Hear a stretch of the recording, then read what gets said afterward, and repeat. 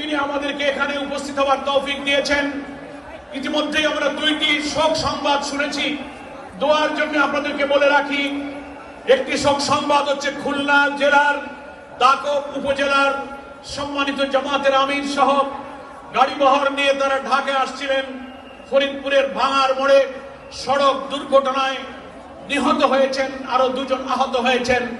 নিহত মৌলানা আবু সাইদ, তার জন্য আল্লাহর কাছে ফরিয়াদ করে, আল্লাহ তুমি তাকে শাহাদাতের মর্যাদা দান করো, কারণ তিনি দিনের পথেই তিনি যাত্রা শুরু করেছিলেন। আল্লাহ তাকে শাহাদাতের মর্যাদা দান করুন। উত্তরবঙ্গের একজন জামাতের দায়িত্বশীল আসবার পথে অসুস্থ হয়ে হার্ট অ্যাটাক করে ইন্তেকাল করেছেন।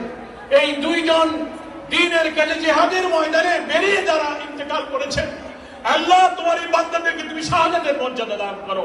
সবাই বলুন আমিন। যারা আহত হয়েছেন আল্লাহ তাআলা তাদেরকে সুস্থ